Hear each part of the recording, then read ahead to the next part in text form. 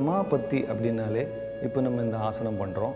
இந்த ஆசனம் பண்ணுவதனால என்னிடம் என்ன மாற்றம் நடக்கப் போகிறது, இதை பண்ணுனா நான் எந்த முறையில் மாறுவேன் அப்படிங்கிற ஒரு பிரஜை, அப்படிங்கிற ஒரு அறிவோடு நம்ம இதை பண்ணும்பொழுது நம்ம மனம் நம்ம பண்ணக்கூடிய ஆசனத்திலேயே லயிச்சு இருக்கும்.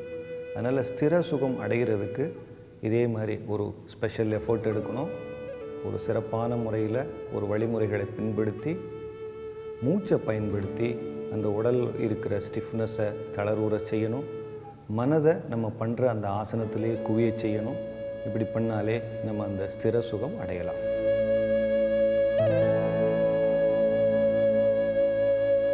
சில பேரால் கீழேயே உட்கார முடியாது, ஏன்னா உடம்பு பருமனாக இருக்கும், இல்லைன்னா முட்டி வலி இருக்கும். அவங்க இதே ஆசனத்தை இன்னும் கொஞ்சம் இலகுவாக ஒரு ஸ்டூல் மேலேயோ இல்லை கட்டில் மேலேயோ உட்காந்து எப்படி பண்ணுறது அப்படிங்கிறத பார்க்கலாம். ஸ்டூல் மேலே உட்காந்துக்குங்க, கால்களை கொஞ்சம் அகட்டி வச்சுங்க. Open the feet slowly. உங்கள் கம்ஃபர்ட் லெவல் வரைக்கும் வச்சுங்க. நேராக உட்காரணும். இந்த பொசிஷனில் மூச்சு உள்ளே எடுத்துக்கணும். Inhale here. இப்போ மூச்சை வெளியே விட்டுக்கிட்டே வலது பக்கமாக திரும்பணும். Exhale, twist to right side. இப்போ இடது கை ஸ்டூலில் வச்சுக்கோங்க. வலது கையை மெதுவாக பின்பக்கமாக கொண்டு வந்து இடது தொடை மேலே வச்சுக்கோங்க. உடம்பு முறுக்குங்க.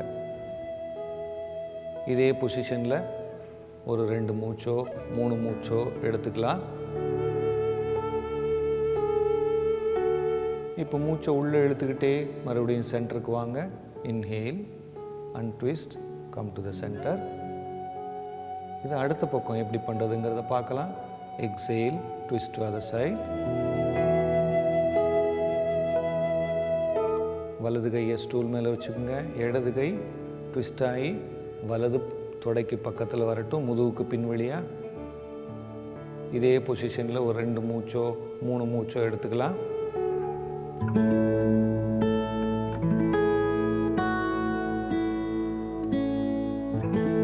இப்போ மூச்சை உள்ளே இழுத்துக்கிட்டே சென்டருக்கு வந்துடணும்.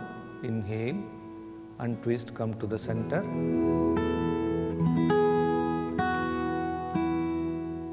இதை இன்னொரு முறை பார்க்கலாம். காலை கொஞ்சம் அகட்டி வச்சுங்க. உங்கள் கம்ஃபர்ட் லெவல் வரைக்கும். Open the feet up to your comfortable level. இந்த பொசிஷனில் இன்ஹேல் பண்ணுங்கள். Inhale here. Exhale, twist to the right side. இடது கை ஸ்டூல் மேலே இருக்கட்டும். வலது கை முதுகுக்கு பின்பக்கமாக இடது தொடை மேலே வச்சுக்கோங்க. உடம்பை வலது பக்கமாக நல்லா முறுக்குங்க. இந்த பொசிஷனில் ஒரு 2 மூச்சோ 3 மூச்சோ எடுத்துக்கலாம்.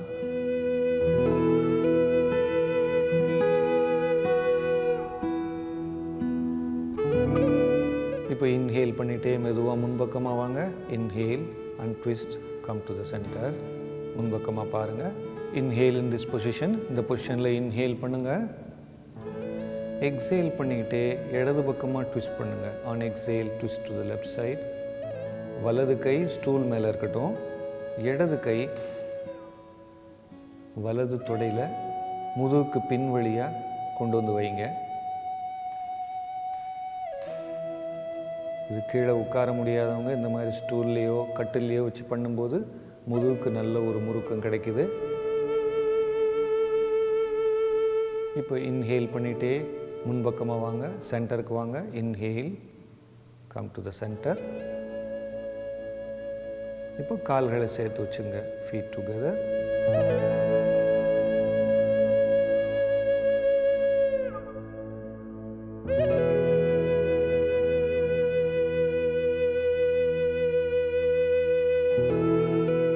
இப்போ நம்ம இந்த ஒரு மாடிஃபிகேஷனை பார்த்தோம். மிக எளிமையான முறையில் பண்ணுறது. ஒரு ஸ்டூல் மேலே உட்காந்துக்கிட்டு கால்கள் அகட்டி வச்சுட்டு நம்ம முதுகை 2 பக்கமே முறுக்குறோம்.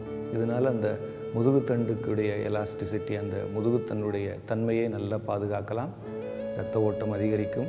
ஆனால் வயிற்றுப்பகுதிக்கு நம்ம கிளாசிக்கலாக பண்ணக்கூடிய அந்த ஒரு ஃபுல் எஃபெக்ட் கிடைக்காது. இருந்தாலும் வயிற்றுப்பகுதியில் இருக்க அவயவங்களுக்கும் ஒரு ப்ரெஷர் கிடைக்கும். அந்த இடத்துலையும் இரத்த ஓட்டம் நல்லாயிருக்கும்.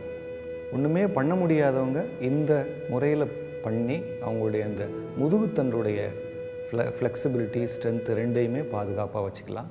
இன்னும் சில மாடிஃபிகேஷன் இதே அர்த்த மத்ஸ்யேந்திராசனால நாளைக்கு நம்ம பார்க்கலாம்.